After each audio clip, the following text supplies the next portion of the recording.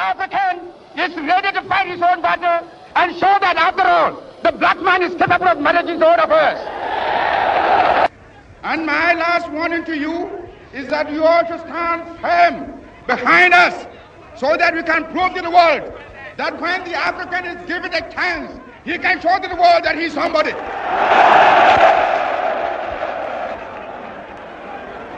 We are waiting. We shall no more go back to sleep anymore. We are going to demonstrate to the world, to the other nations, young as we are, that we are prepared to lay our own foundation. As I said in the assembly just minutes ago, I made it point that we are going to say that we create our own African personality and identity. It's the only way in which we can show the world that we are ready for our own battle. But today, may I call upon you all that at this great day, let us all remember that nothing in the world can be done unless it has the purported support of God. We have done the battle, and we again rededicate ourselves not only in the struggle to emancipate other territories in Africa. Our independence is meaningless unless it is linked up with the total liberation of the African continent. And here, I will ask the band to play the Ghana national anthem.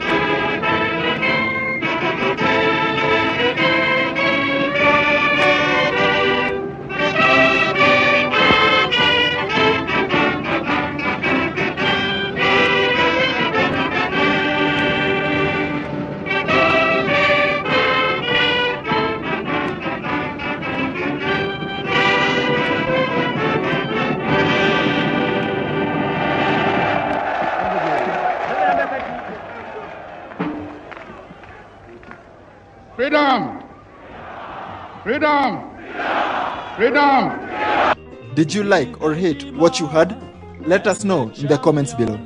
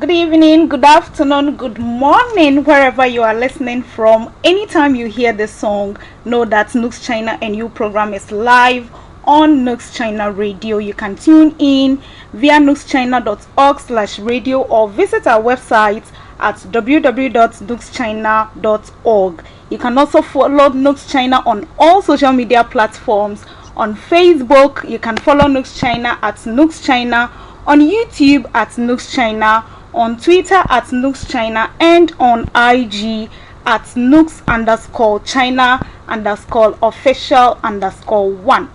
Each week we bring you a fresh perspective exploring diverse topics that resonate with the experiences, challenges and activities of our beloved NUGS-CHINA community. In today's episode of NUGS-CHINA and You, we'll be joined by former executives who have played a pivotal role in shaping NUGS-CHINA. They will be sharing their personal stories, insights, and experiences from their time of leadership. So get ready to hear first-hand accounts from these incredible leaders as they reflect on their journey, highlighting the lows, the highs, and everything in between. Their stories will give us a deeper appreciation for the impact NUGS-CHINA has had on the Ghanaian community. So sit back, relax, and join us as we honor the legacy of NUGS-CHINA through their reflection. It's a conversation you don't want to miss, so don't forget to join us at 8 p.m. via the Zoom link, or you can send your questions to the WeChat platform or any of the NUGS-CHINA hall pages. So to do us the honor or to help us go through this journey today, we are honored to have three amazing men and one beautiful lady joining us in the studio tonight. So let me begin by introducing my guest for tonight. Our first guest holds an MSc in Management Science and Engineering. He has been in China for 14 good years. 14 years. And he is the founder of NUGS Nanjing. He is also the founder and president of NISA, Sports and Event Management Group. He is again the founder and president of Foundation Elevators, which is an NGO, and he is the director of China Trade Professionals and a business startup consultant. Ladies and gentlemen, I'm honored and we are privileged to have Mr. George Bwedi to join us on the show tonight. Hello, Mr. George Bwedi. Good evening and welcome to NUGS-CHINA NU program. Hey, good evening to all beautiful listeners and handsome men listening to us this very evening in Nanjing. I'm from Nanjing, so speaking from Nanjing, and it's really a great time. Happy to be on the show, and so let's rock and roll. Thank you for having me. Thank you for joining us, Mr. Bwedi. It's an honor having you on the show tonight. Our second guest is a medical doctor by profession. He had his medical education at Hainan Medical University in China, during which he served in various capacities with NUGS, including serving as the provincial coordinator for the Hainan province and a member of the Senate for the 2015-2016 academic year. He again served as a national president of NUGS-CHINA for the 2018-2019 academic year, and he has worked in various facilities including Ridge Hospital and Mamobi Hospital. Tonight we are privileged to have the former national president Dr. Julius Jia on the show. Good evening, Dr. Jia, and welcome to NUGS-CHINA NU program. Good evening, my wonderful host. A nice evening to all our wonderful listeners. It's an honor to be here with you again this evening to brainstorm on NUGS-CHINA. Thank you. It's a pleasure having you on the show tonight, Doug. Our third guest for tonight is a PhD candidate in Environmental Science and Engineering at Hohai University.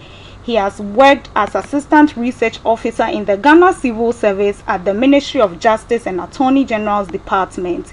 He has again served in various positions in NUGS-CHINA, notably as the National President of NUGS for the 2019-2020 academic year, and currently he is the Deputy General Secretary for the Global Union of Ghanaian Scholars, that's GUGS. He is also a co-founder and the CEO of Eco Ahmed Solutions Limited, an environmental consulting and services company. He serves as a project analyst at Gold Star Company Limited and a coach for the Grow Code initiatives. He is a member of the advisory board of Wise Holding Company Limited, a subsidiary of JBJ Group.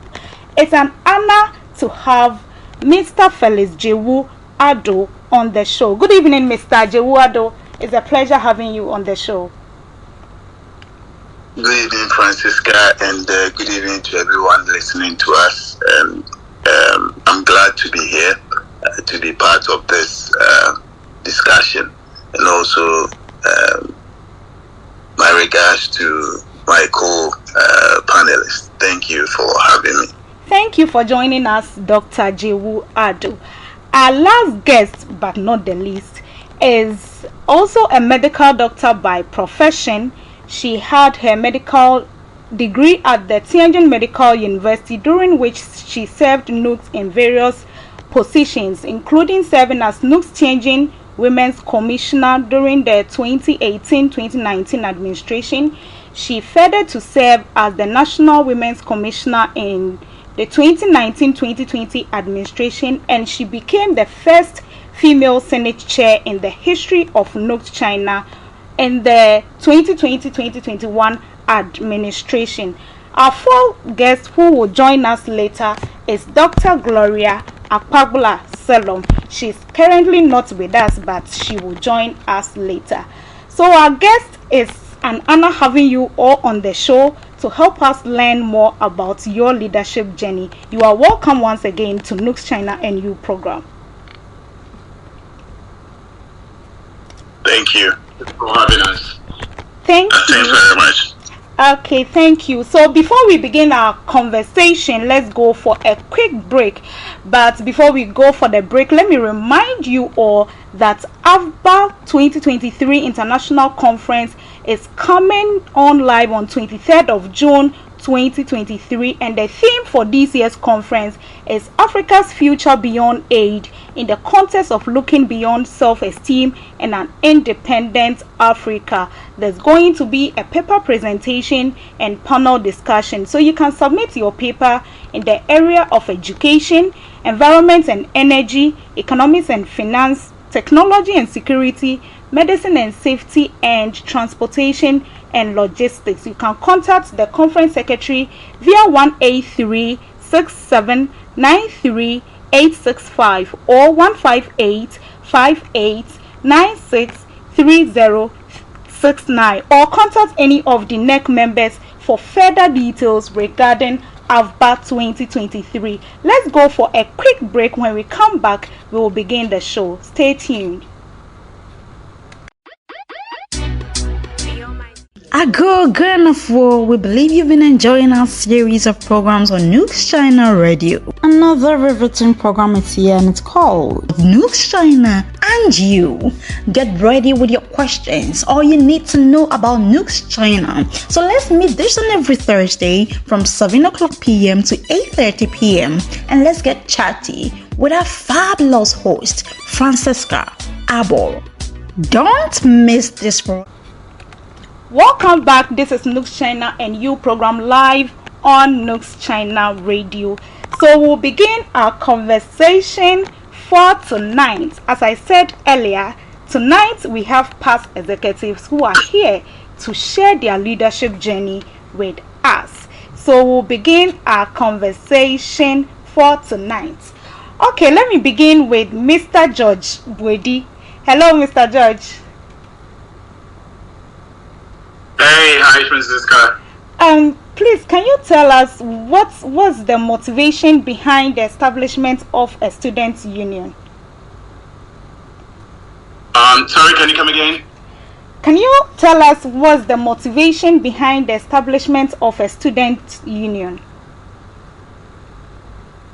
Oh, that's a very interesting one. I think the motivation for establishing a student union like this, well, my motivation, I would say, in Nanjing was I was privileged to have come from a background where I was introduced into leadership at a very young age.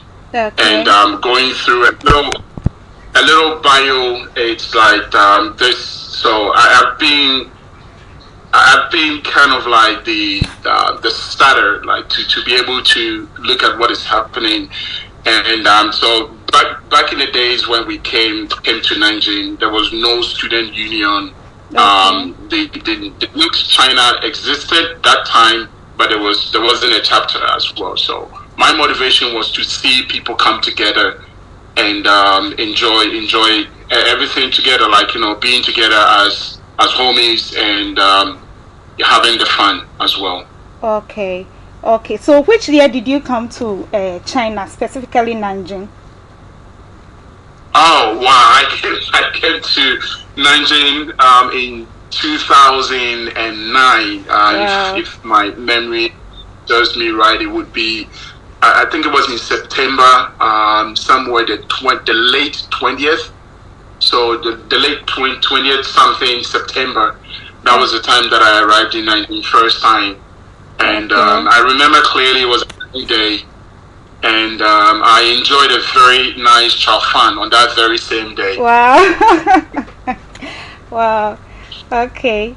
So which year did you decide to form Nanjing chapter?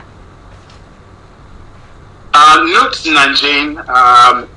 So in 2010, I was again privileged to attend a conference, which is a Church International Christian Fellowship conference in Wuhan. Okay. So when I got to Wuhan was when we heard that all Ghanaians present at the conference should meet up, and so I was introduced to the past president.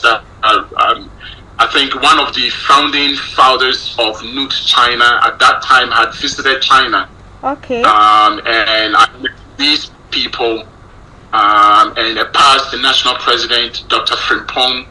Samuel Frimpong.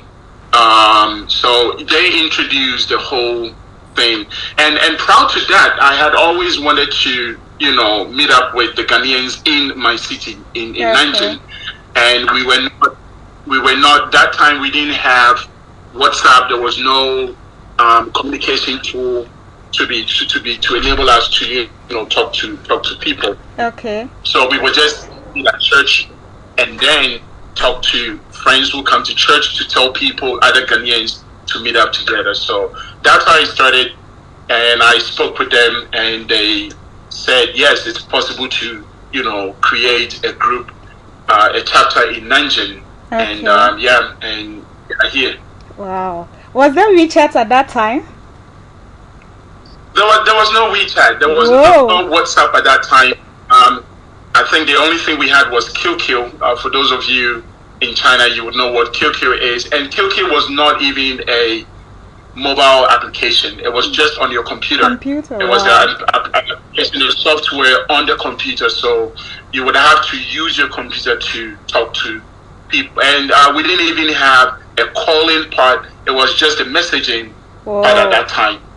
Wow. That was back in the day. So there was nothing also like groups, like to form groups and then put messages. No, it was just you talk to friends, you chat with people, you add them on your QQ, they add you, and then you just talk. So it was really a tough time I can as to how to gather people and establish something. Yeah. Wow. Then in the early days, you really did well. So not just me. I was also lucky, privileged to have wonderful Ghanaians at my school at that time. So I sold the idea to them, and then they were like, "Yes, George, let's go. We can do it." And luckily, they had also come from a background in Ghana. We know how vibrant NUGS Ghana is, and I've seen firsthand NUGS Ghana. I have participated. I was a rep at my university representing my year group, and then I was moving up the ladder, and China happened to be in the middle of my education in Ghana. So I knew what NUGS can do at that time, and I was looking for a way to bring the Ghanaian students in my city together to celebrate the oneness and the beautiful things about Ghana in a city far away from home. Wow. That's quite inspiring. Thank you very much for sharing that with us. So talking about that, can you describe the early days of NUGS-CHINA? Because I think like 2010, where you established NUGS Nanjing, maybe our listeners, most of them were in junior high school or senior high school. So can you describe the early days? Does that make me old? Not necessarily. I came to China right after, I think after high school. Went to the university Okay. And in the middle, I think before my second year of uni was when I transferred to come here. Oh, okay. Okay. Yeah, Yeah. it doesn't make you old. Thank you. So can you please describe the early days of NUGS-CHINA?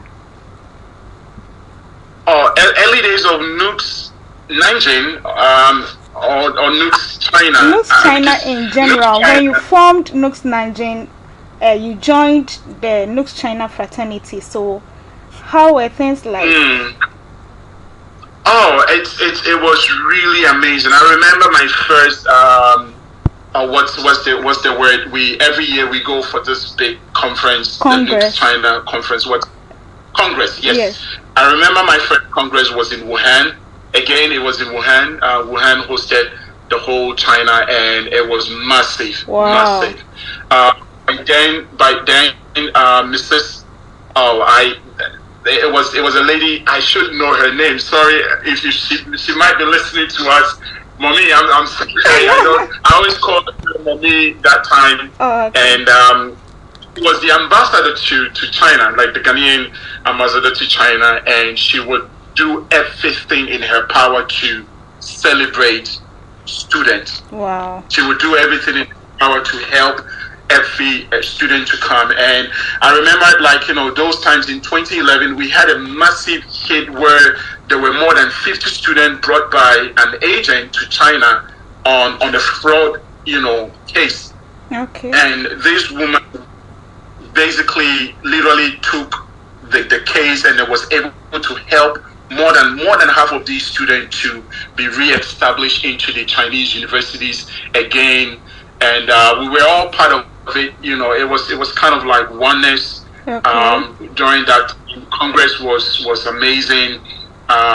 We spent a lot of quality time with the people. We talked a lot about what we can do to transform, our lives in China, and also affect the lives of the young Ghanaians back at home. So that was when we spoke to Her Excellency, and then for me and then the President NUGS-CHINA, we had to go to Ghana for a mission. So we went on Ghana on a mission to educate people. So we were on radios in Ghana. I think we were on GT.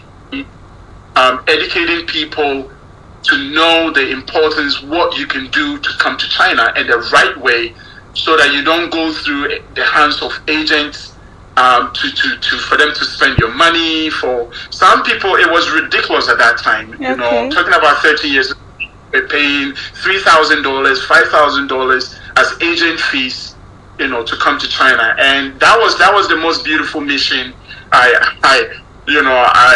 took part in, and sponsored. It wasn't entirely sponsored, but I bought my own flight ticket. Wow. But the response, the lady was like, "So who would like to go to Ghana and then be a mouth for NUGS-CHINA?" And I was like, "Mommy, I'm gonna go." So that's how I also established a good relationship with her, and it was just an amazing time. Wow. So years was great, and I believe I've been with NUGS-CHINA all this while. I probably did not work with some of these presidents, but the national president, ex-president Felix, I worked with him, and also some other president that I worked under some committees, and it's been a very, very wonderful journey up until now. Wow. I'm enjoying this one. Is more like history of NUGS-CHINA. And I'm really enjoying it. Thank you very much, Mr. Bwedi, for sharing that with us. Let me go to Dr. Jia, who was the president during the 2018-2019 administration. Hello, Dr. Jia. Hi. So, can you also tell us the situation during your administration? How were things like? Mr. Bwedi said during his time there was no WeChat. So during your time, was there WeChat? How was communication? How was NUGS-CHINA? All right, so that's a senior colleague. So I arrived in China in September 2014. And of course, by then, we have WeChat. I remember we had WeChat, we have WhatsApp messaging. I think WhatsApp didn't have audio and video call after the time I arrived, but it was rolled up, I think, within a year or so. Okay. So we're normally reaching out. Yeah. So basically, we had a group so we could chat on here and there. I went straight into Hainan and quickly got myself integrated because we had to form the union there and then got myself involved into it. My first congress actually was within the next summer, that was in Changsha, where the issue he raised on the national president that duped a lot of students came up. It was a man. Okay, so in Changsha, we had voted for him. He was the former president of NUGS-CHINA. The issue came up, it looks like we brushed it aside and still went ahead to vote for him as national president. Whoa. Before the issue blew up. Yeah. Which year was that? I cannot remember. I think it was something that had happened over 2 or 3 years. Okay. That had accumulated and spilled out of control in 2015. Okay. I cannot remember the total money because I was involved in that whole report. But I think we are talking of an amount of, if nothing, I am thinking we are talking of about $90,000. Okay. It was quite a huge amount. It's not just students, even businessmen and women were scammed in that. So it was a massive thing.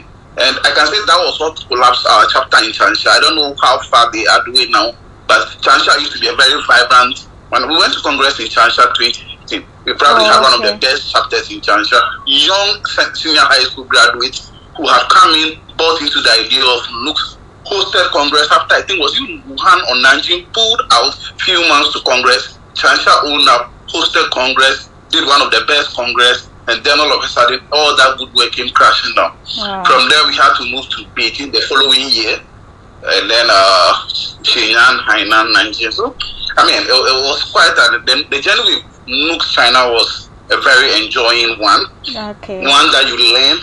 There was a lot of senior people whilst I was here, so you get opportunity to work with them on committees. You get opportunity to learn from a lot of them. Our ambassadors were always. We experienced the transition between the MPP, NDC and MPP. I worked with both ambassadors. Okay. And so you have different, I think they were very supportive. It was a very good journey then. Okay. Wow. So what were some of the initiatives or programs you implemented during your administration? Okay, so this is a difficult thing. So we did quite a lot. Let me say, I actually first contested for president and I lost in Shenyang. Now, the reason why I lost that election was because I came up bold enough to tackle the issue of this agency. Okay. I somehow was also a victim of that. I was actually a victim. Okay. So, I think that at the Congress, I got to realize that most of, even the national executives, the national senators, were all student agents. So when you bring that idea that we need to tackle this, we need to create a system where people are punished, people are held accountable, where the union stands up, right? It cost it, but finally I had a chance to win in 2018, and then we had to, I think the first issue we had was welfare. The union had no welfare, and so quickly we had to put in, I had a very good team, I must say. Honorable Majida was the secretary, Honorable Dr. Nicholas Jabati was the vice president, Daniel, Nabila, Rebecca, financial secretary, was a very wonderful team, and they had to sacrifice a lot. Okay. So we quickly got into our bill. I remember within that year we had drafted the welfare policy. The welfare policy was drafted in our year. We had appealed to the president of Ghana, then Anadu, and he gave us 50,000 RMB. We had raised about 30,000 RMB. I think before we left office, our welfare, we had left an amount of about 80,000 RMB, if I'm right. Yeah. So because the issue was that the students were getting sick and they had to pay money, which was becoming a challenge. People were having visa issues, people were going home. So for us, everything circled on welfare. And I want to thank the Senate Chair, Hong Kong, and his team, his Deputy Justice, and they did a very wonderful work with the welfare policy. We also introduced the independence celebration. We had the independence celebration that year in Wuhan, where the embassy representatives were there. We didn't want the case, previously it's always Beijing. So what we decided to initiate was that we wanted to reach out to other cities. So it gives us 2 years, 2 cities in a year where the embassy visits. For instance, that year we had Congress in Wuhan, Congress in Nanjing. So the ambassador and his deputy were in Nanjing. And then we also had Independence Day in Wuhan, and the embassy was there. So what it means is that after there are basically two cities in a year where the embassy officials will visit and interact with the students. Okay. So we also introduced that. We also had new chapters, like we said. We tried to get back to chapters like Chansha, chapters like we inaugurated Shujo. Is it Yichang? I've forgotten some of the names, right? It's been a long time now. Sure. And then there are so many of them. Janjia Call, there was Janjia Call in Hebei North, and then there was quite a few others. We had about 5 or 6 chapters inaugurated, which of course was also important. The other issue that we also realized was there were a lot of crimes going on, and people were innocent to it. For instance, our students were arrested here and there. Some of them on issues of money laundering. They didn't know. Somebody approaches them and say, "Oh, my passport is at immigration. My mommy wants to send me money to buy some things for her, and I need your passport so that we send it into your account and you take it for me." They go investigate and realize that it's a form of money laundering, and the innocent students were being arrested for that. And I think within that period, we had a lot of students picked up.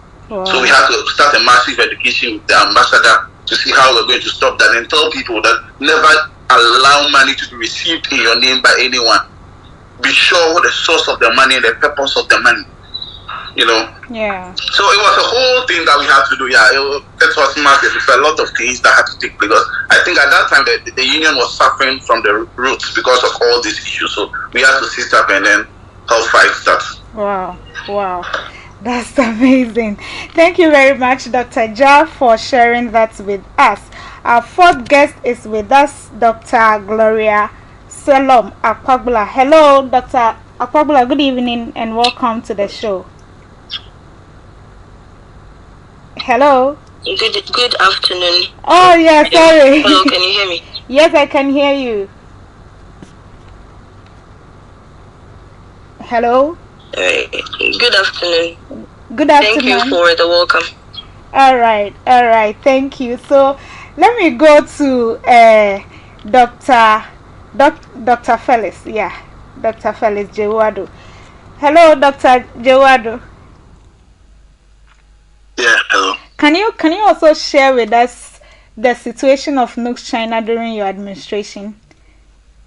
We heard from Mr. Bodi that there was no WeChat, and I'm interested in that one.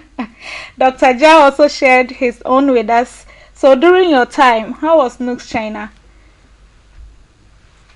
Okay, so like the fellow said, thankfully they came earlier than me. So for us, I think WhatsApp was working. There was WeChat and some other social media platforms that you can use in reaching out to people.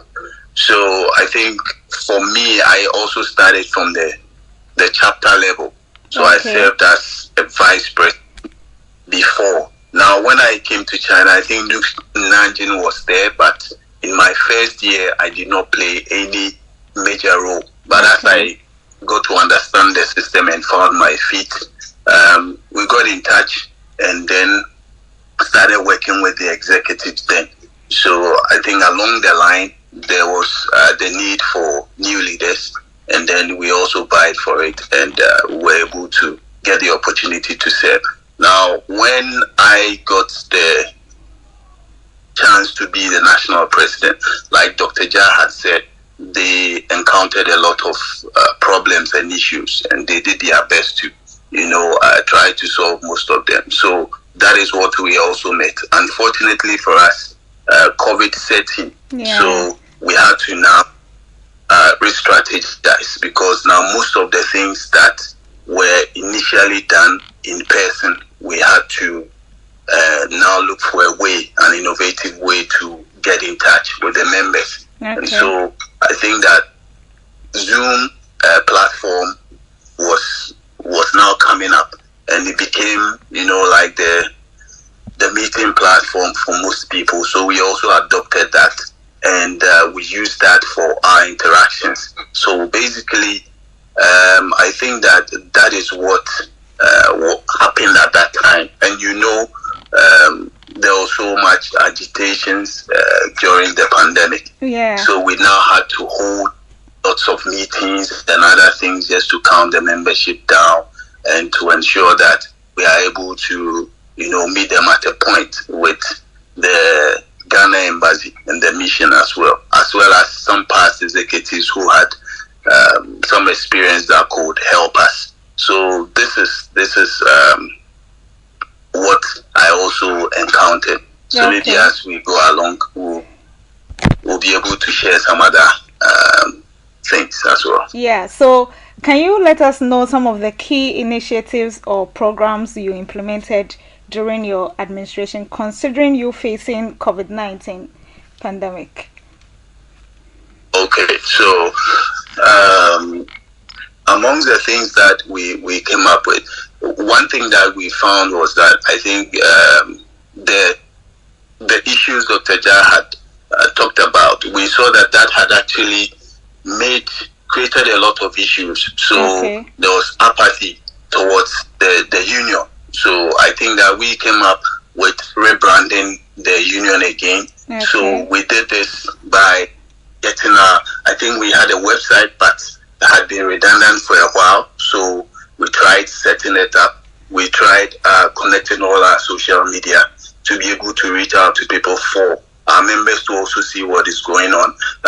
We started the maiden edition of the Africa Beyond Aid Academic Conference, which also did my team and I, and then the Ghana mission came up with the NUGS-CHINA mentorship webinars, where we had a lot of high-profile speakers coming to speak with us, and these were, moments that we all learned a great deal of things. We also had the NUGS-CHINA membership registration initiative, and I must say that this was in the handing over notes that that was handed over to us from Dr. Jah's team. So the initial plan was to go to the various chapters to do that. But once COVID set in, like I said, we had to make use of technology. And so the technical team of the media committee came up with an innovative idea where you can be in any part of China or anywhere and just input your details into the system. And this was to help us to know the exact numbers that we have. That will help us in our planning and coming up with activities that would benefit students. We also did the Maiden NUGS-CHINA magazine, which talked about the union, where we had come from, what we do, and all that, and some of the projects. We also came up with a project committee and sponsorship committee, because we saw that the dues, with NUGS-CHINA, we don't have it like NUGS-Ghana, where the dues is taken from source. So it's taken from your tuition fee. So we thought it wise that how can we augment the little resources that we have. So we came up with a sponsorship to help us to drive that.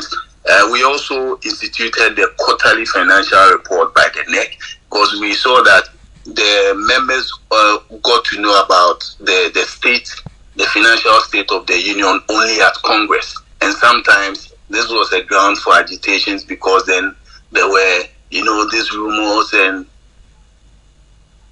things about executives spending the money, misusing the money and all that. So for the first time, we tried to, let members know what monies have been used for and all that. Then we also set up the passport review committee. I think this was also something that Dr. Jah and his team had started some work on. So we formed that team, and thankfully we're also able to help reduce the passport renewal fee from that 1,400 to about 900 and something. Yeah. So, and then we also had a scholarship package during the pandemic, about $5,000, which was distributed to about 70 students, across all the chapters. We also had the bulletin, the 48-hour bulletin during the COVID-19, just to give students information on what to do, how to contact us if they had any issues and all that. So these were some of the things that we came up with. Some of them are running, I think others are not. And then one important thing is that on the system, on the NUGS-CHINA website, we also created a platform where we could vote. So for the national elections and then also for the chapter elections, and I think that is also ongoing and running. So these were some of the, few things that we were able to put together. Wow. That's amazing. Thank you very much, Mr. Felix Jehu, for sharing that with us. Let's go to the lady among us. Hello, Dr. Gloria. Hello. Dr. Gloria, can you also share? Can you hear me? Yes, I can hear you. Can you also share your experience in China in leadership with us during your time? Oh, well, I think I came to China in the year 2016, and I was in Tianjin.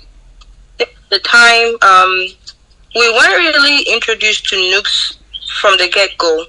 All we knew was there was a group we had on WeChat, and the name was Ghanaians in Tianjin, right? So we would basically meet, interact with each other. I think a year later, that's when we actually got into NUGS and got to learn that, okay, we are a chapter, we're part of this mother body and all that.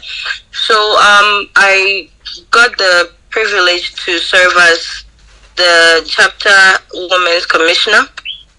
And to be honest, it wasn't a position I vied for. I have a brother called Godfred, and he practically pushed me into it. So that was in the year 2018, 2019. That was when I served as the chapter women's commissioner. And at the time, we didn't have a lot of females in Tianjin, so it made it fairly... Sorry, I'm outside. I'm at the shop at the moment, so you might hear some background noise. Pardon me for that. Okay, no problem. So we didn't have a lot of women, so I guess the work was relatively easy. The year after that, under the advice of the then National Women's Commissioner, in the person of Ms. Nabila, I think Dr. Jha mentioned her name. Yeah. I applied for the position of the National Women's Commissioner, and by God's grace, I got it. I think the Congress at the time was held in Nanjing. So I think Nanjing has played a key role in NUGS-CHINA history. And after my first and last Congress, I really enjoyed myself. I got to know a whole lot of people, and so that was, let's say, 2018, 2019, right? Yeah. Then 2019, 2020, I served as the National Women's Commissioner. Then the 2020, 2021 administration, I served as the Senate Chair.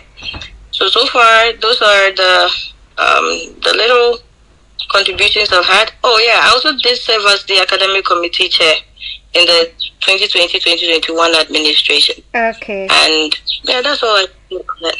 Okay, so how do you see the involvement of women in the leadership of NUGS-CHINA? Is it quite impressive? I think things are changing. Okay. And I look forward to seeing more women take part in active roles, because since I've been in China, we've had a first female national president, we've had a first female Senate chair. Okay, yes. So I think the women are stepping up. Okay. And I think when they step up, they don't step up easy. They bring it in, and I think it's quite impressive. Okay, all right, thank you very much for that. I forgot I had to go for a break. So on that note, we'll go for a quick break, but let me remind you that the NEC has opened nomination for the Audit Committee, Judicial Committee, Electoral Committee, and the Vetting Committee for the next administrative year. So if you are interested in serving in any of the committees mentioned, kindly visit the portal and fill the form. Just visit www.NUGS-CHINA.org, select member login from the left side menu, then click on service application. Afterwards, you select new service application Then you choose National Committee 2023 and fill in the required information. After that, you confirm and submit the application. But note that you are required to have 3 members in good standing to endorse your application. Deadline for the application is 2nd of June 2023. So let's all be encouraged to serve in any capacity we can. As we are enjoying the conversation from our past executives, let's also contribute to serve in any capacity. Let's go for a quick break. When we come back, we'll continue the show. Stay tuned. Ago Ghana, we believe you've been enjoying our series of programs on NUGS-CHINA Radio. Another riveting program is here and it's called NUGS-CHINA and You.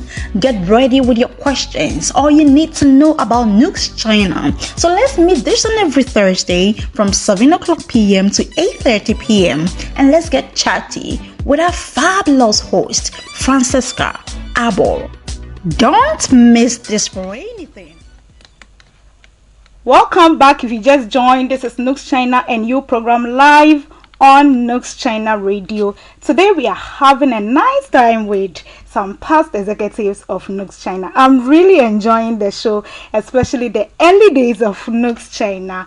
So let's continue our conversation. Let me go to Mr. Bwedi. Hello, Mr. Bwedi. Hello. Hey, hi, Francisca. So can you talk about the association's role in advocating for the rights and welfare of Ghanaian students in China? Wow, that's a massive one. It's a really big one. The roles the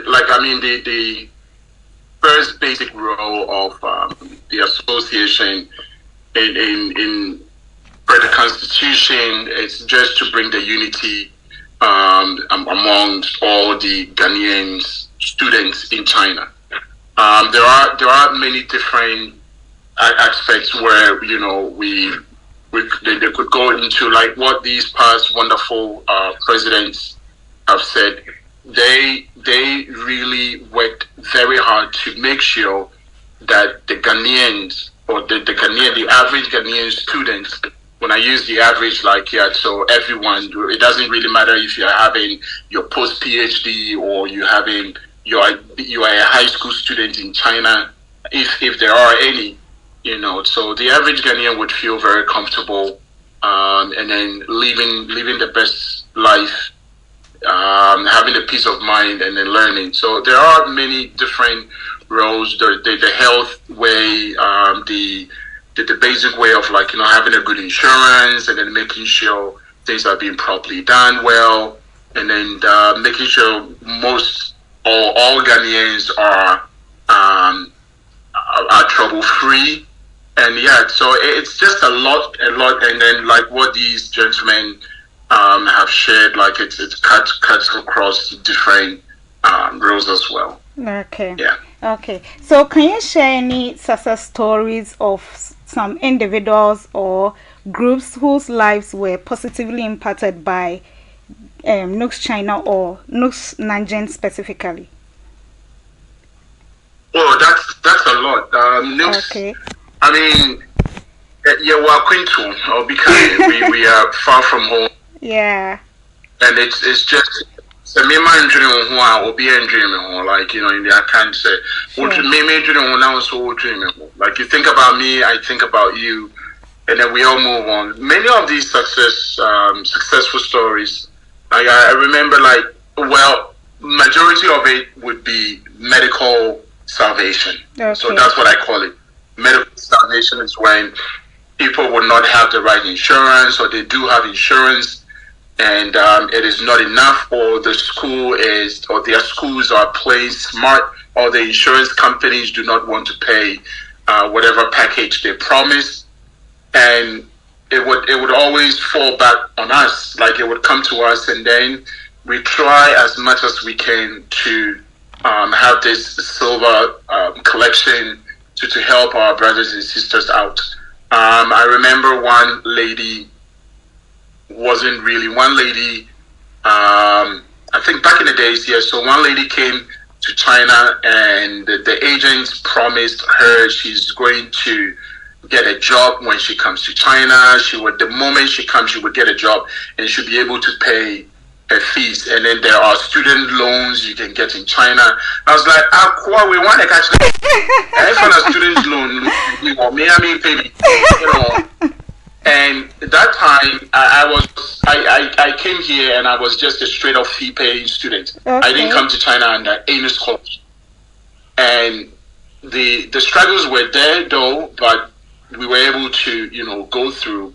But looking at this lady's story, which I had no idea, she was in Changsha at that time, and then she wanted to move because something had happened in Changsha, and then she wanted to move to Nanjing to come to school, and we were able to help her, like, you know, move to Nanjing successfully, found a school for her, because the embassy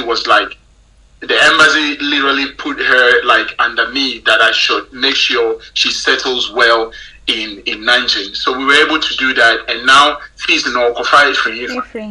So thankfully, the year in 2010, like, what happened was I had met with some Chinese companies that sponsored that Congress. Okay. So, and luckily, the company was in Nanjing.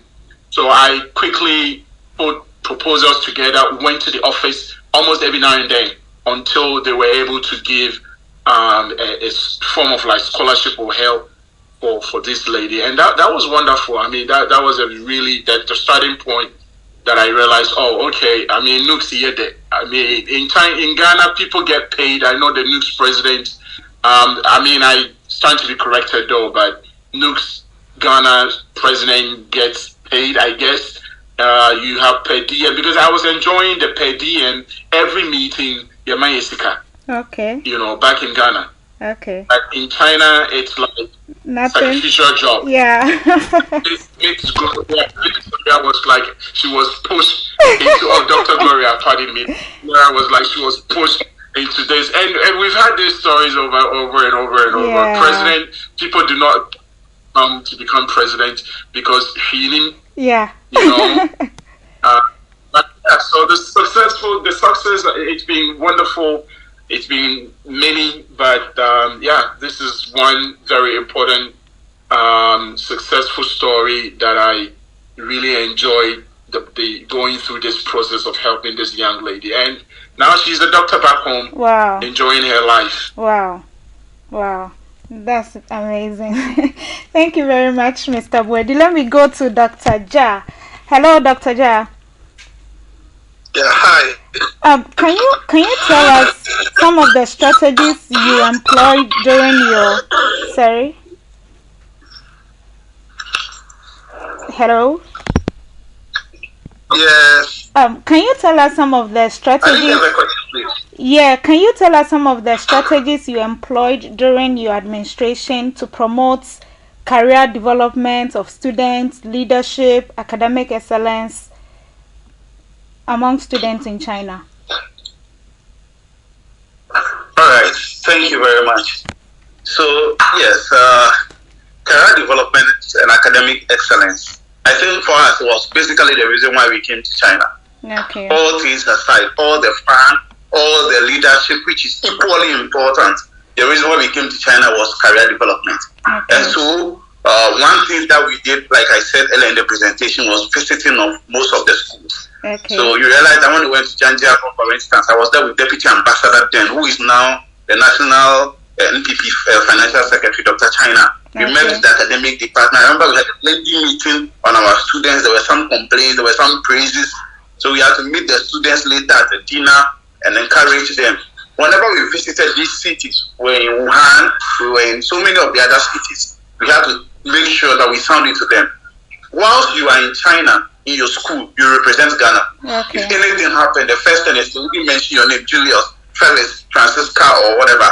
It was great to be the Ghanaian. So we have to make them understand that whilst in China, you represent. And I must say that I think Ghanaians are one of the best when it comes to academic work. Most of the schools we've been to, I remember Ambassador telling me he was invited for some graduations where Ghanaian students were awarded the best and all that. So actually, it's easy to motivate Ghanaians into getting to that point of academic excellence. The other things that we also had to focus on, like I said, aside academic excellence, is the all-round development. We were interested in all-round development of people, because when it comes to China, you realize that there are principles that govern their development. Are they probably the best when it comes to certificates and book? Maybe not. And we cannot develop a country only based on certificates. Yes, our target is to go back and help develop our country. So the general development of ourselves as individual was important. We had a lot of programs. We had academic committees, so they had those programs that were geared towards that at the various chapter levels and all that. And we also came up with, like somebody, my former speaker said, scholarship opportunities. Some students were struggling; they needed to complete their course. So how do you step in with the help of the embassy, reaching out to them and encouraging them? We did a whole lot to try to make sure that we try to pull people through. I think that the other major thing for me was the fact that even the embassy at that point, with Honorable Edward Boateng as ambassador, tried to give opportunity. Whenever you are good academically, they support you. I can remember Miss World 2018, was held in China. And ambassador paid my full flight, my ticket. The ticket was about, my full flight he paid. The ticket I paid part. I think that program cost almost about $1,000-something, and he paid a huge part of it for me to represent him and to meet him in Ghana and then cheer them on. You know, these things were done so that students will understand that aside us being students, which we needed to grab that opportunity to learn, to be the best, to send the best back home, we also needed to develop. I remember there was also what's the name? Year of return during that period. And then there was also the proposal that if we have done research and your research topic is very actually submitted to we handed over some of these things. Office of the President, they were ready to receive research. It was something we negotiated when the President came here. When you have a very good research, submit it to the Office of the President, and then they will see how they will take it home. The unfortunate thing is, when you leave China, you hand over and then you move it to Ghana, and the pressure of work, communication. I know I've been away for a while, there's that breakage in the whole thing. There's stuff, there's that breakage. I know some of these things, and with the whole COVID that came up after Honorable Feli's movement, lockdown, and all these things, I think the whole dynamics changed. So things have been difficult, but I think that NUGS-CHINA has played an important role. The last thing I want to say, from what the former founder of NUGS Nigeria said, you see, all these good things that NUGS-CHINA or the various chapters do, it doesn't spread. Good things don't spread. It is actually the bad things that quickly gather airwaves and then, gather airwaves and then it breaks down the association. I'm not sure we'll be able to. I can't tell you the people that we have helped, but I'm sure if I have my organizer, because he was the head of the welfare committee. If he's supposed to be here and he gets his documents, the number of hospital bills we've paid, the number of schools that we've gone to on our own money to say that, look, it's true that you give them a deadline to pay fees. October is over, but we are begging you. The Ghana is difficult. Just hold on for them. We are standing as national executives and telling you that give them a month or two, and then they'll come in and pay. And then the students have to come in and pay. The people that we have to take the risk, people we don't know, to keep our own, because you can't give the unions money out. Senate will not approve. These people have become like family and friends. So you have to be able to step in, take the risk, hoping the person will pay. And some of them paid back. All these things. But you cannot come and stand and then start saying all these things to the people in public that, we have somebody, we did this, we did that. That goes under the radar. And the little problems that we have with the union is made to look huge. But I can tell you that if NUGS-CHINA is strong, every single one benefits from it, directly or indirectly. Even in Ghana, I got a project to work in Kumasi, myself and my vice president then. We are both medical doctors. I can tell you that it was through NUGS-CHINA. It wasn't like direct, but the moment we said we're leaders of Ghanaian students community in China, that opened the door for us. Thank you. Thank you very much for sharing that with us. We have Mr. Kofi on the line, but before you come in with your question, let me go to Mr. Felix Jewu Adu. Please, you are still with us post COVID-19. What's your impression of the current state of NUGS-CHINA? Can you talk about any ongoing challenge we are facing now? Hello, Mr. Jewado. Well, thank you. Can you hear me? Yes, I can hear you. So a very interesting question, right? I think we cannot deny the fact that the pandemic has affected us. I mean, all aspects of our lives. We are still trying to get back to our normal ways of doing things. Okay. Hopefully, we may or we may not. However, I think that a lot of students, or most of our members, graduated and left. And what happens is that every year we get new students coming in. And so they come with that, that excitement and all that. But we've not had that for close to about 3 years. So I think that has affected the drive or the excitement within the membership. And also, we were not able to do certain activities. Sometimes there are certain things you can do online and it's okay and it's fine. But not every activity can be done that way. So that physical all that has also been affected. So all these things have affected how we do things, even to the point where certain chapters or some chapters have not had the privilege of being able to hand over, because you find out that most of the students there have left the city or the chapter, that area, and they've gone to other places and they have not been able to hand over. So these chapters have collapsed or they are inactive. So it has really affected us, and I think that with the borders being open and new students coming in, I'm sure that the current executives will be able to drive that passion again, come up with some activities, since most places are open now. And people can, so activities that can be done in person, I think should be encouraged, and those ones that is okay doing online, I think should also be done that way. But in general, I think that it has affected us, and we cannot deny that. Sure. Wow. Thank you very much for that. Let me go to Dr. Gloria. Our time is up, but our radio manager said he has given us extra 10 minutes, so I have to make sure I finish within time. So, Dr. Gloria, how did you involve women in your administration as the National Women's Commissioner? And also, do you think women play a role in the success of NUGS-CHINA? All right. I think there was a time that some members from NUGS Russia and Ukraine, we got together with them and they were praising the works of the Women's Commission in China. And I was quick to correct them on that, because I understood that whatever we achieved and deemed as successful wasn't done by one person. By God's grace, I got really amazing women who came around and helped make everything successful. You were one of them. You helped me a lot when it came to organizing and then keeping myself on track. There was Judith, who was also helping me out, because NUGS-CHINA is big, and sometimes you assign something to the technical team and it doesn't get done on time. Meanwhile, your program is also drawing near. You need the flyers, you need advertisement to go out and all that.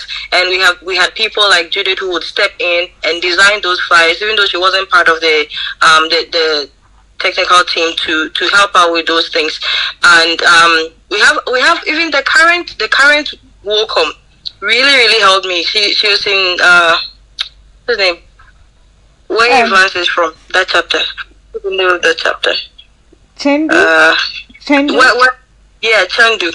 She was from Chengdu, and I remember she would text in the background and ask questions, and they'd volunteer for services, and that was really amazing. And I think that's what it should all be about, because in as much as like Dr. Zhao was saying, most of us went to China because we wanted to study. Sure. However, being able to practice participate in things like this helps us come out not just with a certificate, but it changes us in general.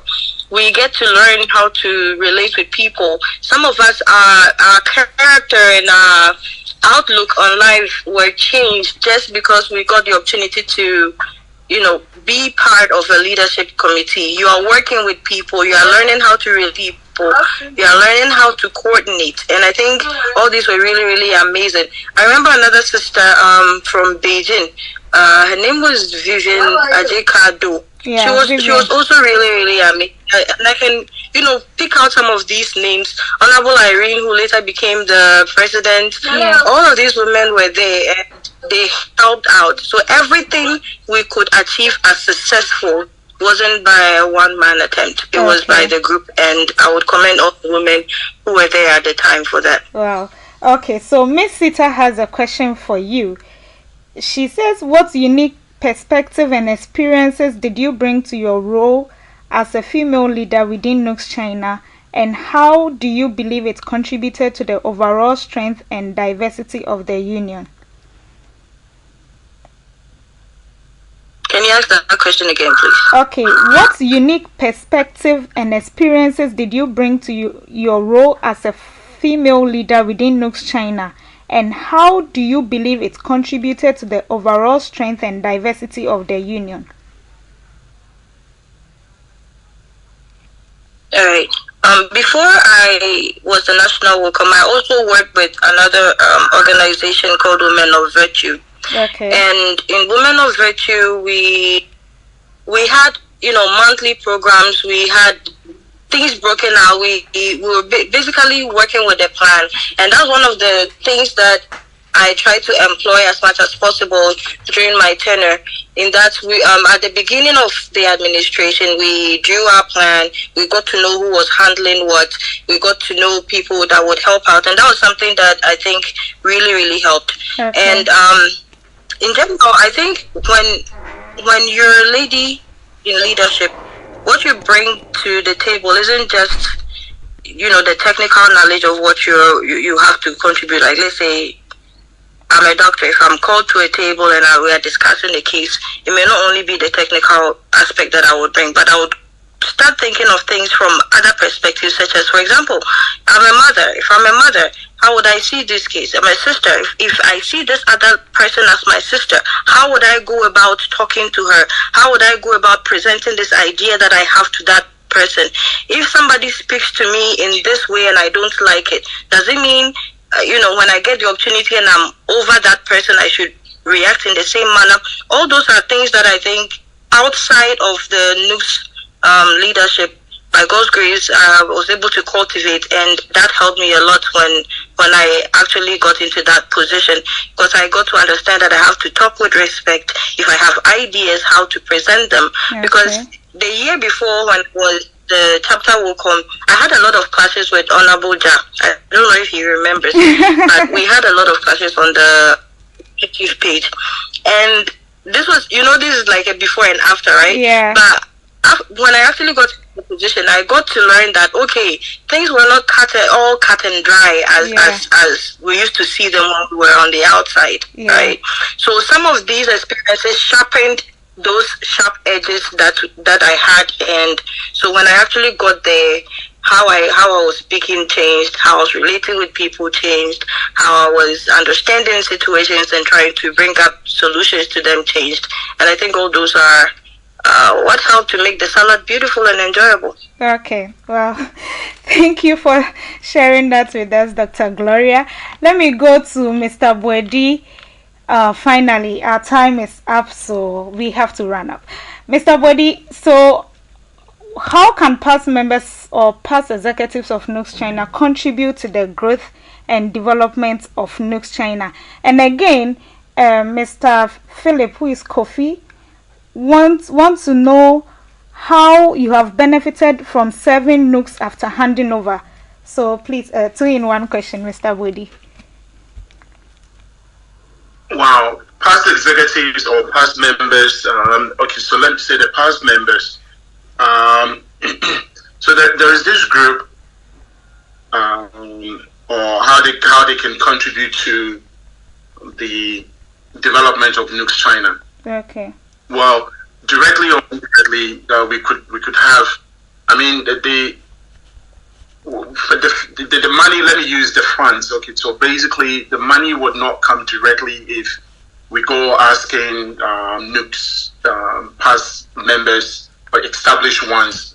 But I think there are quite some established past members in Ghana right now that are doing very well. Okay. I am happy to be this group, the Ghanaian trained professionals in China. Yes, it's called the China Trained Ghana Professionals.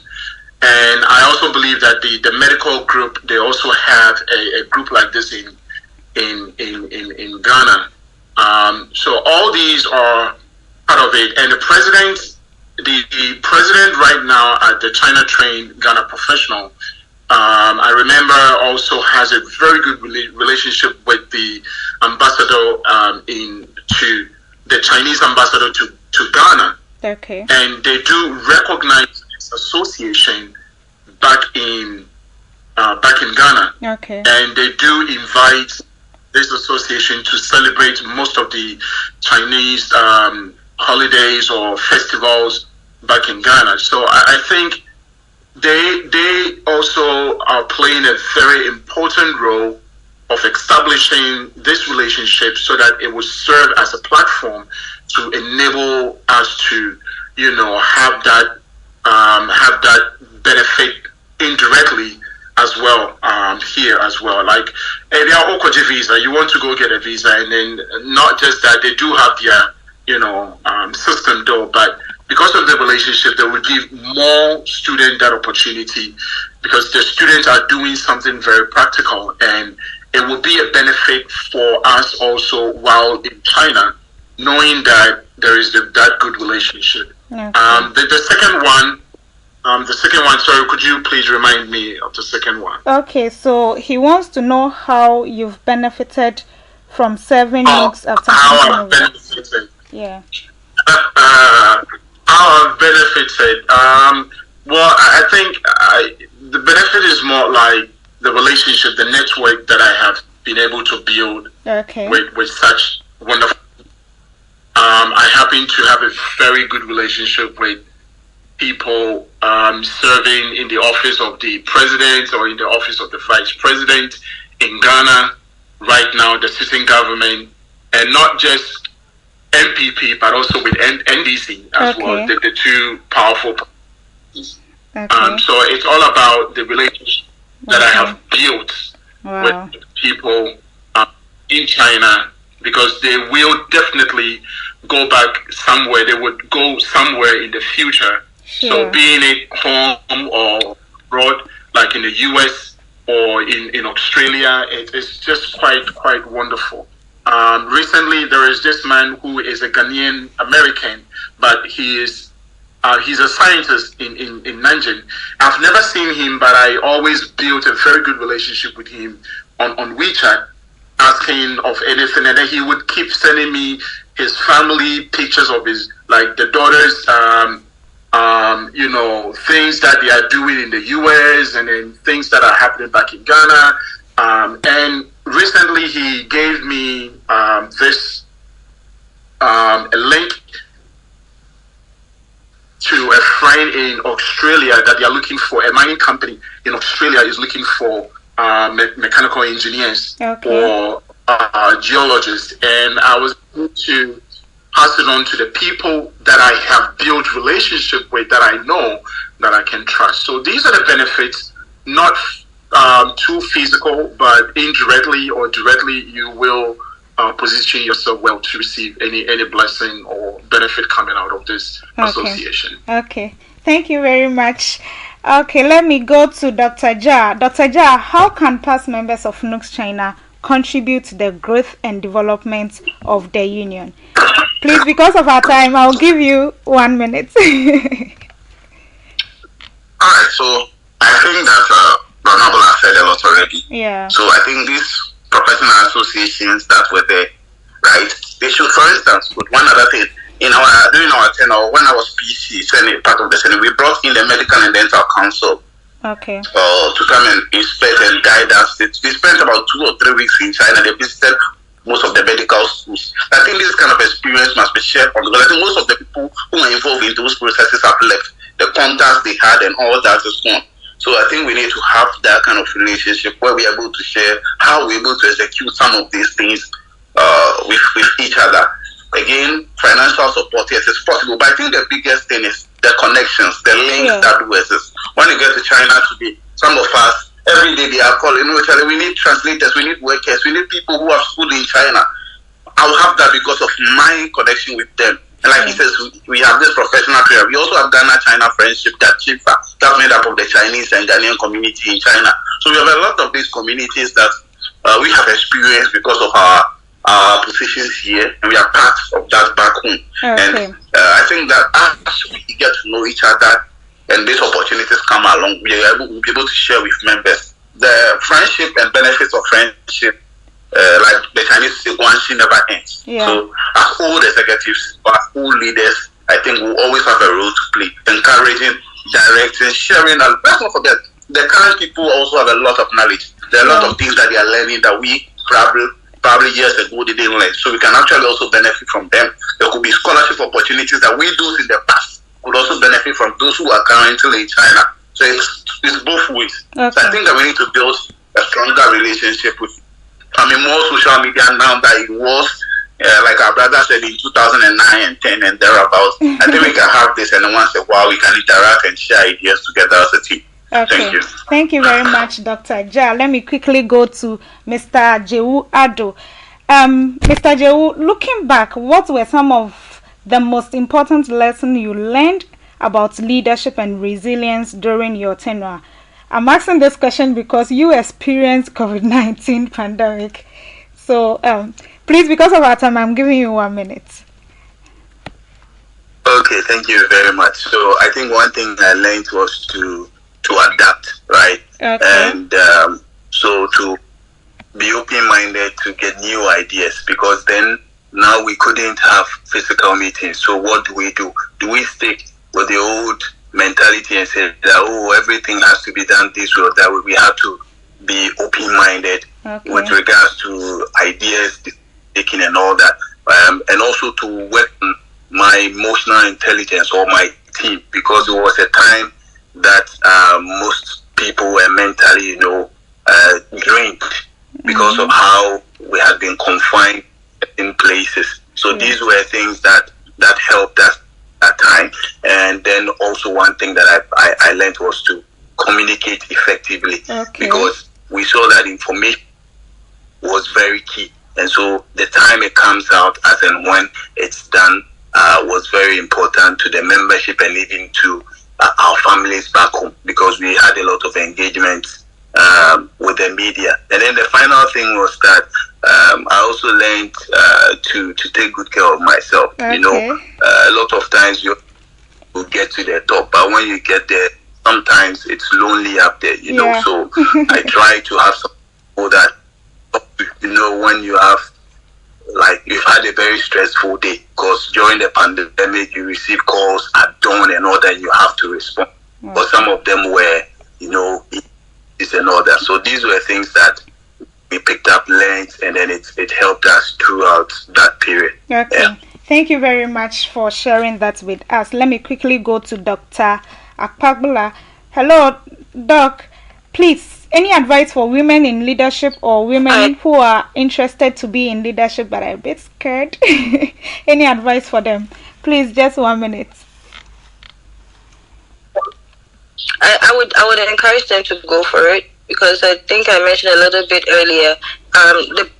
You don't come to a position thinking, okay, I'm the only person that's going to effect changes, but the position you take changes you as well, because you get to relate with people and you get to learn from a whole lot of people.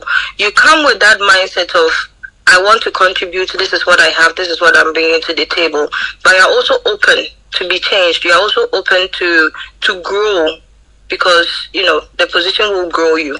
So I would encourage all women that want to step into leadership to step up and and also identify the people who are your support group and definitely you make it. Okay. And you come up stronger than what in there. Thank you very much, Dr. Gloria. Okay, so we'll bring our program to a close, but let me take your final words, please. 30 seconds for each person. Let me begin with Mr. Bodi, please. Your final words before we close. 30 seconds. Anyway, like that's I would just encourage all NUGS members right now, the current members, to get involved. Okay. So I know it's really a tough time, really hard in terms of like contributing, paying your dues, and then to support union in your local chapters for them to run very healthy activities. But most people just get reserved. That was the experience that we had. People would say, "Oh, mimpe way your friends say Afrikubok," but you have to sometimes Afrikubok so that you'll be able to build and then get to a common ground and common goal. So the dues. I'm saying this because when the first inauguration, I had to pay.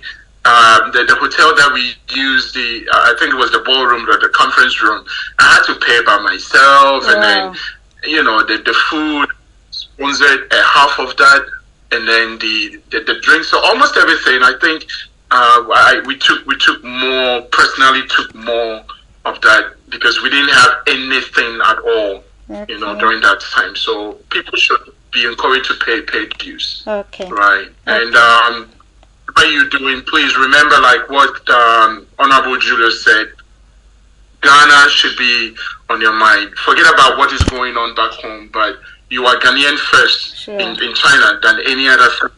If anything happens, it's Ghana that they will blame or they will point fingers to and at. So just let us represent ourselves well wherever we are, and that's what we've done. And so far, we are here. And out of all these 14 years I've been here, it's finished with school, and then I'm on with things that we are doing, and like what everyone is also doing here as well. So yeah, just keep close. Okay, thank you very much. Wow. Thank you very much, Mr. Bodi. Let me go to Dr. Jao for his final words. All right, so I think that in conclusion, I would just want to tell us that let's stand up for NUGS-CHINA. Okay. We are part of it. We may not see the benefits now, but there are a lot. I know a lot of them. There are people who are working on this agenda 111 or whatever. Our former the JC the JC chair during my term is working there. He's a medical doctor by the 111, and there are so many people that have benefited out of leadership positions that will marvel you. Stand up and get counted.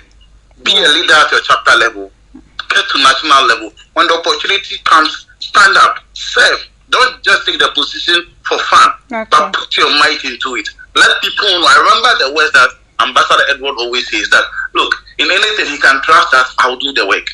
So stand up. Let people have the positive vibe about who you are and what you can do, right? And then I think that it will pay. Let's learn.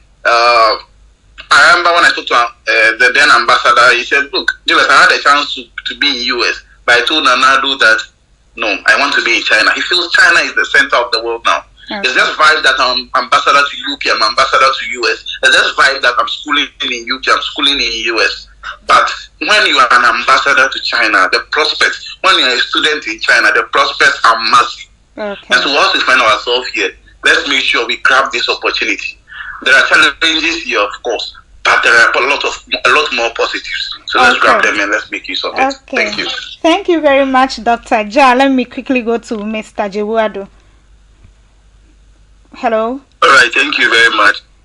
Thank you very much.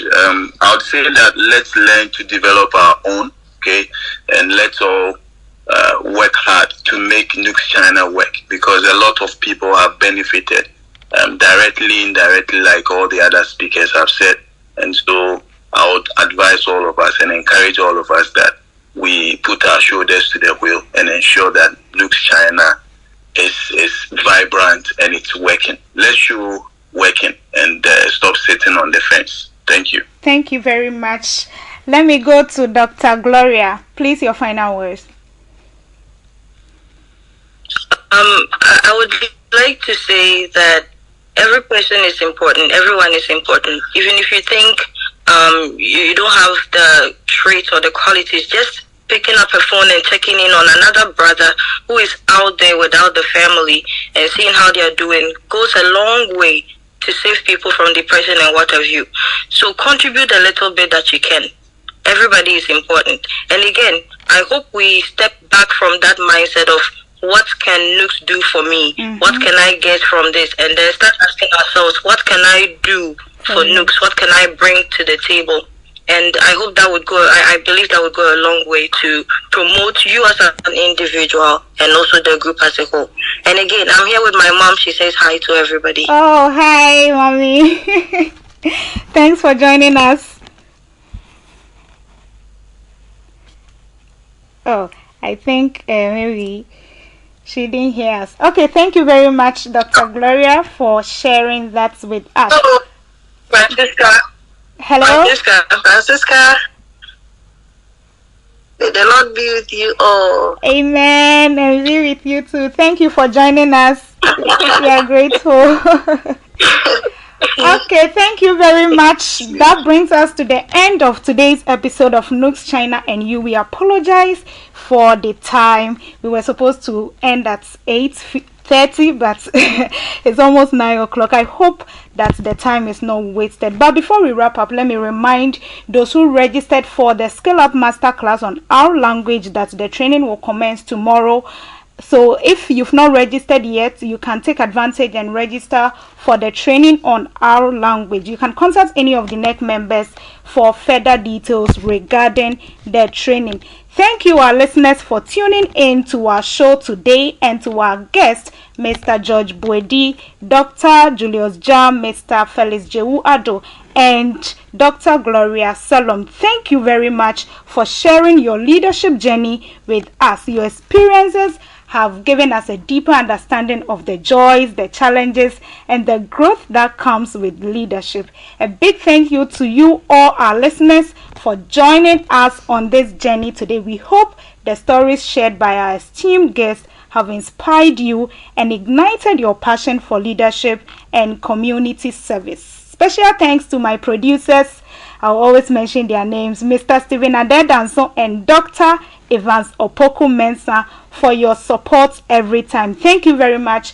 And to everyone who has been supporting us, thank you very much. We hope that the stories shared by our guests have left you inspired and enlightened. Stay tuned for more engaging episode of NUGS-CHINA and You. Always remember, together we can create a brighter future for NUGS-CHINA. So we meet next week. My name is Francis Carbo and I have been your host. Have a good night, have a good evening, and have a good afternoon. Bye-bye.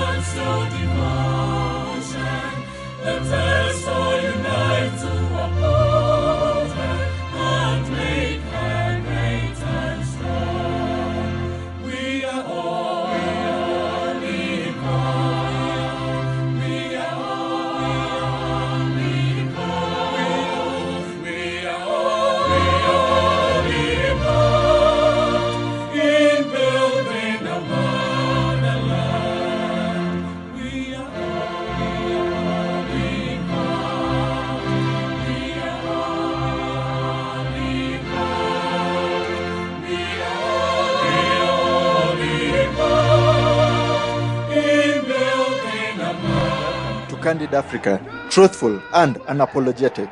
There is a new African in the world. That new African is ready to fight his own battle and show that after all, the black man is capable of managing his own affairs. And my last warning to you is that you all should stand firm behind us so that we can prove to the world that when the African is given a chance, he can show to the world that he's somebody.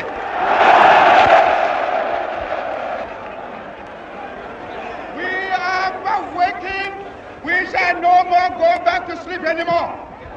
We are going to demonstrate to the world, to the other nations, young as we are, that we are prepared to lay our own foundation. As I said in the assembly just minutes ago, I made it point that we are going to say that we create our own African personality and identity. It's the only way in which we can show the world that we are ready for our own battle. But today, may I call upon you all that at this great day, let us all remember that nothing in the world can be done unless it has the purported support of God. We have done the battle, and we again rededicate ourselves not only in the struggle to emancipate other territories in Africa. Our independence is meaningless unless it is linked up with the total liberation of the African continent. And here, I will ask the band to play the Ghana national anthem.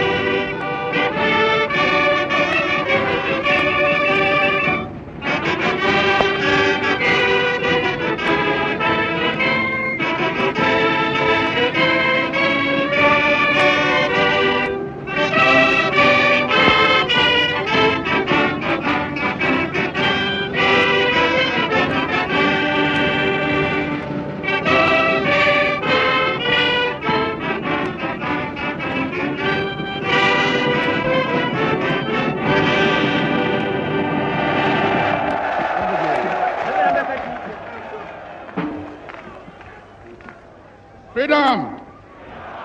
Freedom! Freedom! Did you like or hate what you heard? Let us know in the